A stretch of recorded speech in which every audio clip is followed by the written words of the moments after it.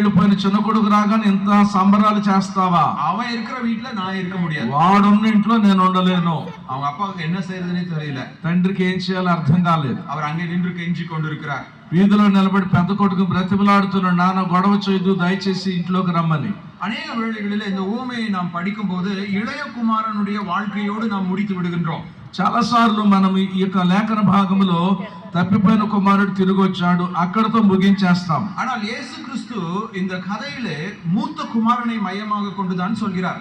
మరి ఇక్కడ యేసుక్రీస్తు ప్రభు పెద్ద కుమారుని గురించి కూడా ప్రస్తావించాడు. ஏனென்றால் முதல் 4 வசனங்களில் நம்ம பார்க்கிறப்ப இயேசு கிறிஸ்து பாவிகளோடு சாப்பிட்ட போது அதை பரிசேயரும் வேத பாரகரும் எதிர்த்தார்கள்.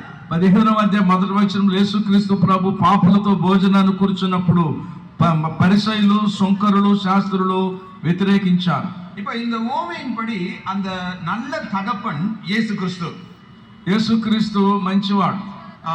இந்த மூத்த மகன் பரிசேயர்களுக்கும் வேத பாரகர்களுக்கும் அடையாளமாக இருக்கிறார். ఈ పెద్ద కుమారుడు పాపులు ప్రభుతో ఉంటే ఇష్టపడినటువంటి పరిసయ్యులకు, శాస్త్రులకు సాదృశ్యంగా ఉన్నాడు. ஆனால் இளைய குமாரனோ இயேசு கிறிஸ்துவை தேடி வந்த ஆயக்காரருக்கும் பாவிகளுக்கும் ஒப்பாய் இருக்கிறார்கள். మరి చిన్న కుమారుడు యేసు ప్రభు దగ్గరకు వచ్చినటువంటి ఆ సుంకరులు, పాపులకు సాదృశ్యంగా చిన్న కుమారుడు కనబడుతున్నాడు. இயேசு கிறிஸ்து இந்த பூமிக்கு இறங்கி வந்தபோது பாவிகள் அவரை நெருங்கி சேர்ந்தார்கள். యేసుక్రీస్తు లోకానికి వచ్చి శరీరానికి ఉన్నప్పుడు అనేక మంది పాపులు ఆయన దగ్గరకు వచ్చారు. ஆனால் யூத மத தலைவர்கள், ஆசாரியர்களோ, பிரதான ஆசாரியனோ, வேத பாரகனோ, பரிசேயர்களோ அவரை நெருங்கி சேர முடியவில்லை. యోధా మత పెద్దలు, శాస్త్రులు, ప్రధానులు, పరిసయ్యులు ప్రభుకు దగ్గరగా రాలేకపోయారు. அவர்கள் தாங்கள் தேவனுக்கு மிக அருகில் இருப்பதாக நினைத்து கொண்டார்கள். వాళ్ళు మేము దేవునికి చాలా ప్రియమైన వారమని తలంచారు. ஆனால் அவர்கள் தேவனை விட்டு ரொம்ப தூரத்துல இருந்தாங்க. కానీ వారు దేవునికి దూరంగా జీవిస్తున్నారు.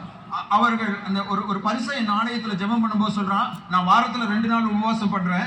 ఒక పరిసయ్యుడు దేవాలయం దగ్గర ప్రార్థన చేస్తూ నేను వారానికి 2 సార్లు ఉపవాసం ఉంటున్నాను. நான் என்னுடைய தசம பாகங்களை ஆலயத்திற்கு கொடுக்கிறேன். నా రాబడి అంతటిలో నేను 10వ వంతు మందిరానికి ఇస్తున్నాను. நான் நியாயப்பிரமாணத்தை கைக்கொள்பவன். నేను ధర్మశాస్త్రాన్ని అనుసరించి జీవిస్తున్నాను என்று சொல்வதன் மூலமாக அந்த நாட்களிலே இந்த பரிசேயர்கள் எவ்வளவு పరిశుద్ధమాయి వాడ ముయற்சி చేశాர்கள் என்பதை విளக்குகிறது. అతని మాటలే మనకు అర్థమవుతున్నాయి. పరిసయ్యులు తమ దృష్టిలో తాము నీతిమంతులము, పరిశుద్ధులము, మిగిలిన వారి కంటే ప్రత్యేకమైన వారమని వారు తలంచేవారు. ஆனால் அவர்கள் தேவனை விட்டு மிகவும் தூரத்தில் இருந்தார்கள். వారు అలాగా భావించారు, కానీ వాస్తవ జీవితంలో వారు దేవునికి చాలా దూరంగా జీవించారు. அதைதான் இயேசு கிறிஸ்து இங்கே அடையாளப்படுத்துகிறார்.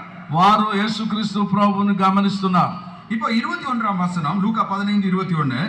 లూకా 15:21 వచనములో அந்த இளைய குமாரன் மீண்டும் தகப்பனிடத்திலே வந்தபோது ఆ చిన్న కుమారుడు తండ్రి దగ్గరకు వచ్చి அந்த தகப்பனிடத்தில் வந்து சொல்றான், தகப்பனே, பரத்துக்கு விரோதமாகவும் உமக்கு முன்பாகவும் பாவம் செய்தேன். తండ్రి, నేను పరలోకమునకు విరోధముగాను నీ ఎదుటను పాపము చేసితిని. இனிமேல் உம்முடைய குமாரன் என்று சொல்லப்படுவதற்கு நான் பாத்திரன் அல்ல என்று சொன்னான். ఇక మీదట నీ కుమారుడు అనిపించుకున్నట్టుకు నేను యోగ్యుడను కాను అన్నాడు. ஆனால் 22ஆம் వచనத்தில் அந்த தகப்பன் அந்த தன்னுடைய ஊழியக்காரரை நோக்கி 22వ వచనములో తండ్రి తన దాసులను చూచి, நீங்கள் உயர்ந்த வஸ்திரத்தை கொண்டு வந்து இவனுக்கு உடுத்தி ప్రశస్త వస్త్రము త్వరగా తెచ్చి இவன் கைக்கு மோதிரத்தையும் கால்களுக்கு பாதரட்சைகளையும் போடுங்கள். వీనికి కట్టి వీని చేతి ఉంగరము పెట్టి పాదములకు చెప్పులు తొడిగించుడి. 23ஆம் வசனத்துல கொடுத்த கன்றை கொண்டு வந்து அடியுங்கள். 23వ వచనంలో కురవిన దూడను తెచ్చి వధించుడి. நாம் புசித்து சந்தோஷமாய் இருப்போம். మనము తిని సంతోషపడుదము. என் குமாரனாகிய இவன் மரித்தான், నా కుమారుడు చనిపోయాడు, திரும்பவும் உயிர்த்தான், మరలా బ్రతికాడు, காணாமல் போனான், తప్పిపోయాడు,